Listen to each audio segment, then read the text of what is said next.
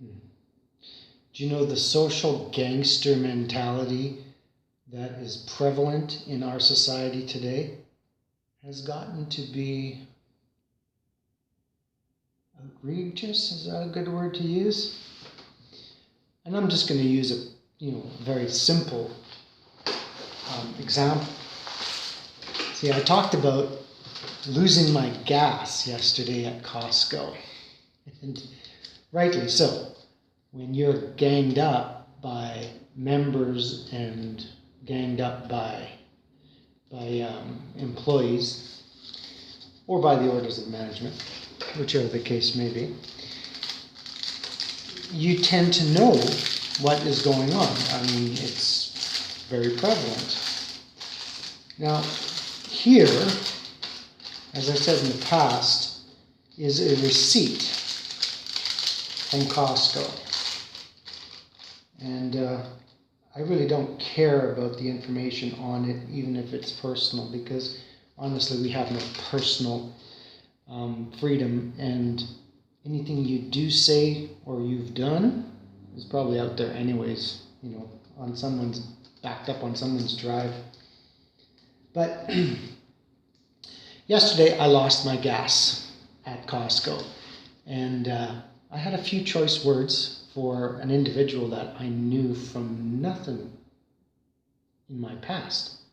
Until, of course, which I'll get to in a moment, when I remembered the face. And I'll give you a little snippet of that, over the course of this series. So there's the receipt, Costco. Today, less than, what is the time on here? Time is 11:05. So a little over an hour ago. I had done my main shop yesterday at Costco, and it was over $300. I think it was $348, and there wasn't a whole lot that I picked up. But for my partner, the convenience of making a lunch instead of having to pay for it where they work is saves you some money. Needless to say, back to the point, I had forgotten a few items, so I went back to Costco today, about an hour and a half ago, and I picked up Baysell margarine. And I walked from the parking lot to the fridges in Costco, or at Costco, and didn't stop along the way. Sure, I observed a few things that seemed to look intriguing with some of the items they had on display, but other than that, there really was nothing else that I didn't stop. I didn't partake in conversation. I made no indication of a long shop or just a quick pickup. Anyways, walking down the aisle where they have their seasonal, and again, this is coming up to the freezers and fridges in that open aisle. I'm walking by, and a member looks me right in the eye. So I looked him right in the eye. Didn't say anything, didn't make any comments, didn't egg anyone on, but his response was immediate, "Can I help you with something?" Very belligerent and very defensive. Yet I had no indications of being hostile. All I was there to do is pick up a few items. Well, one item anyways, Baysell margarine. So, I picked it up and I ignored whatever he had to say. I didn't engage. I didn't listen to anything he was spurting as he walked past me, and I picked up my item. Well, after I picked up my item, I went to the fast checkout. The same clerk that was there yesterday, indicating that you can only go through that fast checkout with 15 items or less. And of course, I had a big shop yesterday, which is fine, you know. But I asked the simple question. I said, where's the sign that says 15 items or less? And her response was, well, it was up there, but it's not, and that's just the way it is. And I thought, I'm going to call bullshit on that one, pardon my language, because, like you know, in the past, I've worked at Costco, so it was a very simple question, but again, it was an immediate defense that all of a sudden, you know, the back of my hairs went up, thinking, why would you assault me with that kind of verbal diarrhea, if you will, and make a scene? Wow. That, of course, is when this other guy comes walking by, and he had intentions. He was intentional because, you know, about the Freedom Convoy, how they like to insert people to disrupt things, to make it out to be worse than what it actually was or is. Well, that's what happens in society today. If you are targeted as a deviant or, I don't know, just demonized by society, you become the victim, become a victim of society. So it didn't occur to me at the time, but when I looked back in my mind, and I have a very sharp mind, I remember an incident back in August of last year where for example, in some of my videos, you'll know that there's an encroachment on my property, and it's been in the courts for 8 years now. That's another story I got to get into eventually, and there's just so much going on. So anyways, this guy who I didn't recognize at the moment because, of course, I was in a heated moment of emotional duress because of the bereavement, or not the bombardment of berated emotions and feelings and looks from members and from staff yesterday. And then, like I said, I just lost my gas. Oh, by the way, I did swear, and I did do that without realizing there were some children close by, and the parents were upset at that moment. So to those parents, I do apologize. I should have kept my shit together.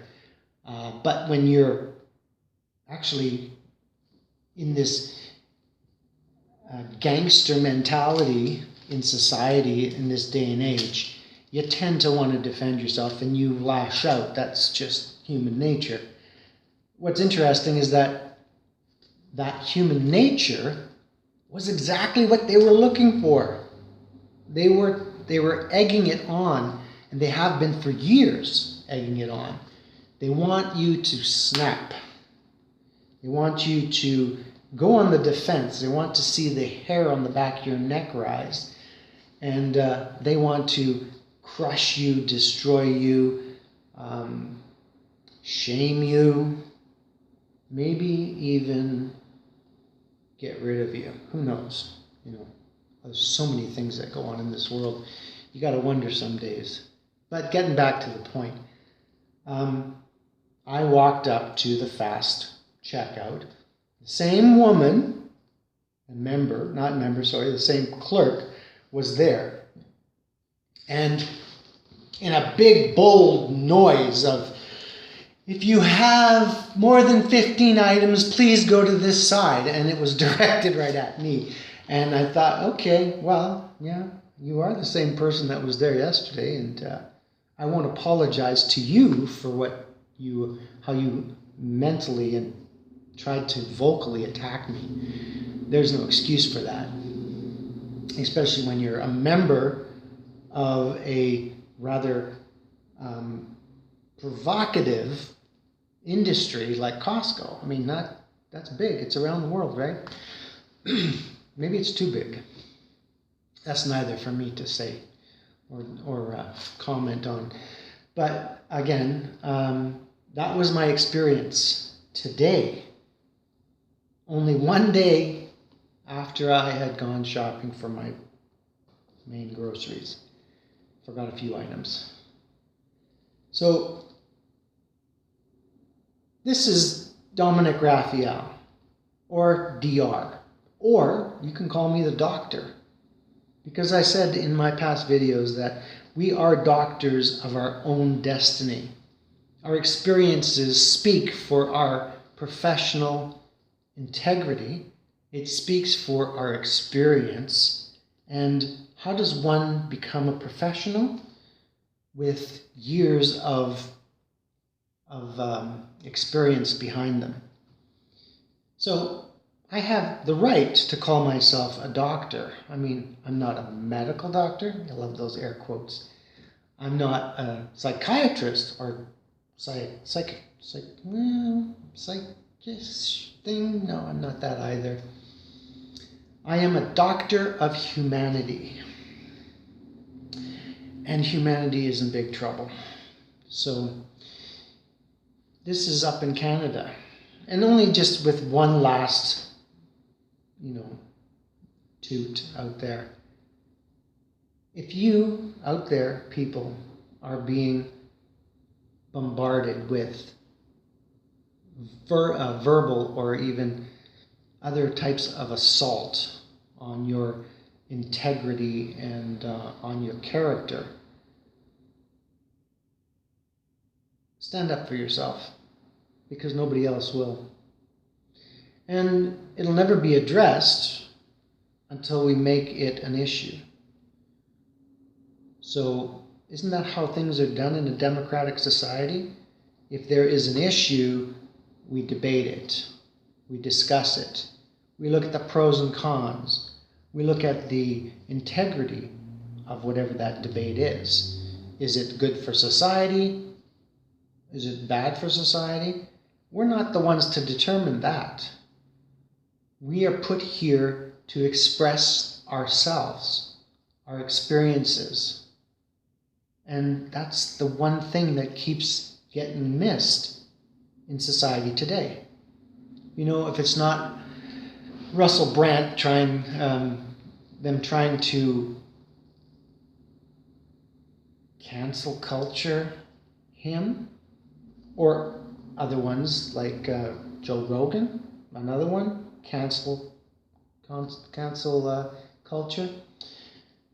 Well, they are attacking the very roots of a movement because they know something is coming down the road and people just will not put up with it anymore. Everybody wants to be treated fairly, without judgment, and without an attack on their character or their integrity. So we got a lot of work ahead of us. And as a doctor of the human species and the insights that I was given at birth, again, sometimes I think it's more of a burden than it is a blessing, but at the same time, it is a blessing because you can't fear what you've been given. So for up in Canada, stay strong, pardon my broken English, stay strong, stay free, two things. Protect yourself, protect others that are worthy of your protection, and call out those who want to call you out. Because that will be a true society of democratic democracy. Who's to know in the future? So, from this into the next series. Mind you, this is going to be around for a while, so if you like what you hear, if I haven't been canceled already, hit the like button, even subscribe. But in all honesty, your response and your likes and your subscription have no meaning to me. It's just another way of social dignity, I guess you could call it, to try and ostracize likes and dislikes of people who have something to say. I got a lot to say. And I'm sure you all have a lot to say too. You know, it's not even important that you get a like or you get a subscription. Because when it comes to the digital world, it all has control from one source. So I could look at my channel and say, oh look, that video had 3 views in the last 6 months. But if it only had 3 views, I wouldn't be in the spotlight at Costco. So there are a lot of societal people who really just try to direct the narrative and pull out their cameras and their videos and snapshot of you and then social blast it across the internet and put a little inscription underneath, bad news or take caution or real rant or something that is just negative in its existence. Like I said, a lot of my videos do not really truthfully indicate how many views it's had, because I know, because I have that ability, that 7th sense, that in order to cancel culture or in order to cancel out someone you don't like, you have to use a different means of social deliverance. No longer the letter, no longer the email, you know, maybe the text from time to time, but definitely not. Definitely not. Anything else? Because digital networks say it all. Again, I'm Don McGraphiel, or DR, or the Doctor. Signing out for now. Got more to say, so stay tuned.